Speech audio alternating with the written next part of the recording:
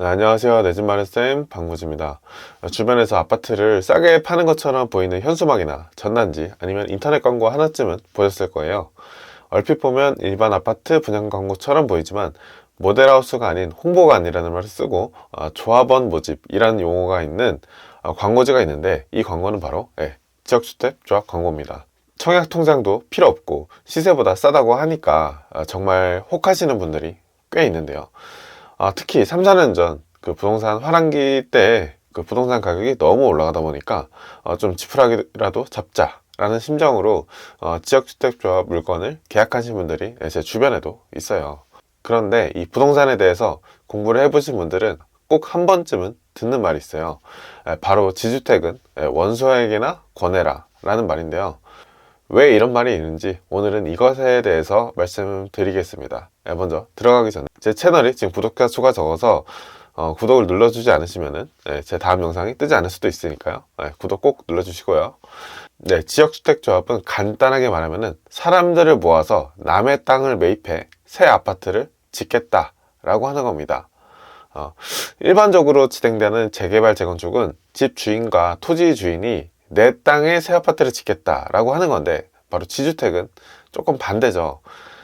사람들을 모아서 남의 땅을 매입해서 거기에다가 새 아파트를 짓겠다라고 하는 겁니다. 바로 이게 가장 큰 문제점인데요. 아파트를 지을 땅이 없는 상태에서 사람들을 모은다는 건데, 사실 이게 잘 될까요? 조별과제 해보신 분들은 한 번이라도 느끼실 건데, 이게 잘 되겠나요? 실제로 국토부 자료에 따르면은 2000년부터 2021년 거의 20년 동안 지주택 사업의 성공률은 전국 평균 17.3%, 서울은 8.5%에 불과했어요. 10곳 중에 8곳은 실패했다는 얘기죠. 그러니까 10명 중에 8명은 소중한 재산을 날렸다라는 의미가 됩니다. 이 지주택의 문제 첫 번째는 바로 토지 확보율을 속인다는 건데요. 지주택 홍보관에 앉아있는 직원들이 우리 조합은 토지 확보를 80% 이상 해서 안전합니다 라고 말을 해서 안심을 시켜서 이제 가입을 하게 만드는데요. 이때 이 토지 확보율이라고 하는 거는 실제로 토지 소유권을 확보한 게 아니라 단순히 그냥 사용 승낙을 받은 상태인 경우가 많아요. 이 토지 사용 승낙서는 땅 주인이 조합 설립에 승낙해주는 동의서지 이 토지의 소유권이 조합이다 라고 의미하는 건 아닙니다. 실제로 그 토지 주인과 매매 계약서를 작성해서 그거를 보여준다고 하더라도 이 계약서가 중도금이나 잔금을 미지급해서 파기된 그런 계약서일 수도 있거든요. 사실 굉장히 위험해요. 근데 내가 만약에 이 조합의 토지 확보율을 진짜 확인하고 싶다 라고 하면은 일단 해당 구청이나 시청의 그 주택가에 가보세요. 그래서 땡땡 지역주택조합에 가입하려고 하는데 토지 확보 사항을 알려달라 라고 요청을 하실 수가 있거든요. 물론 이제 공무원 입장에서 이게 그 의무는 아닌데, 그래도 보통은 잘 알려주십니다. 만약에 분양 직원의 말빨에 좀 넘어가서 하지 말라고 해도 말을 잘 안 들으시는 계약하기 직전인 부모님이나 친구가 있다고 하면은 이 방법을 사용하시면 됩니다. 혹시나 해서 알려드릴게요. 지주택의 문제 두 번째는 바로 추가 분담금입니다. 많은 지주택 조합이 초기 분담금만 내면 될 것처럼 설명을 하는데요. 대부분의 조합이 추가 공사비, 그러니까 추가 토지 매입비 등을 이유로 세대당 보통 몇억 단위의 추가 분담금을 요구를 하는데요. 바로 이 기사는 서울 영등포구 신길동의 한 지역주택조합에 대한 기사인데요.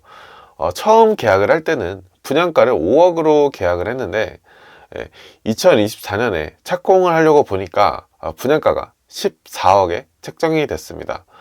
추가 분담금이 처음보다 거의 10억이 넘게 되는 건데요.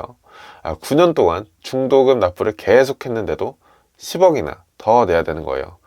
게다가 보통은 짓고 나서도 초기 분담금을 요구하는 사업장들이 많습니다. 그런데 이 지역 주변에 새 아파트 시세가 14억인데 차라리 그 돈으로 새 아파트를 그냥 사는 게 낫겠죠. 세 번째로는 이런 지역주택 조합은 탈퇴도 어렵고 환불은 더더욱 어렵다는 게 문제입니다. 조합의 규약상 탈퇴는 원칙적으로 거의 허용되지가 않아요. 그래서 탈퇴를 위해서는 총회 승인을 받아야 되는 경우가 많은데, 그런데 이제 조합 입장에서는 한 명 한 명 탈퇴를 하다 보면은 돈이 사라지는 꼴이 되는데 쉽게 안 시켜주겠죠. 설령 탈퇴가 승인이 되더라도 조합에 환불 자금이 부족하다고 환불을 안 해주거나 아니면 그냥 의도적으로 환불을 거부하게 됩니다. 조합장이 감옥에 들어가 있는 경우도 꽤 많고요. 그래서 보통은 계약금과 지금까지 납부한 그 추가 분담금을 그냥 포기하고 그냥 손실을 확정을 하거나, 만약에 내가 진짜 환불을 받고 싶다, 지옥까지 쫓아가고 싶다 라고 하시는 분들은 소송까지 가게 되는데, 굉장히 길고 또 진짜 돈을 돌려받을 수 있는지는 이제 확실하지는 않죠. 그래서 제 생각은 그냥 지역주택조합은 절대 하지 않는 것을 권합니다. 100명 중에 90명이 실패하는 확률이니까 무조건 싸다고 하면은 일단은 의심부터 하시길 바라겠고요. 이 영상, 특히 부모님이나 부동산을 잘 모르시는 친구에게 이 영상을 좀 보여주셨으면 좋겠고요. 사실 부모님 나이 때는 그러려니 한데, 제 내 집 마련 과외 학생 중에 인터넷에 무료 재무상담을 받은 분이 있는데요. 그 재무상담자가 선착순 동호수 지정권이라고 하면서 지역주택 조합 가입을 권했다라고 하더라고요. 그 재무상담자는 지역주택 조합이라는 말을 숨겼죠. 만약에 샀다고 하면은 정말 돌이킬 수 없게 되는데, 절대 조심하셔야 되고요. 저는 어렸을 적 보육원에서 자랐습니다. 부모가 없는 저 같은 사람도 부동산을 공부하고 또 사서 투자를 하고 있고요. 또 여러 사람들의 내 집 마련도 도와드리고 있습니다. 이 영상을 지금까지 보고 계시는 분들은 포기하지 마시고 내가 살아갈 보금자리를 매수하시는데 공부를 좀 하셨으면 좋겠고요. 관심을 가지고 실행을 하셨으면 좋겠습니다. 이 영상이 누군가에게는 큰 도움이 되시길 바라겠습니다. 감사합니다. 행복한 하루 되세요.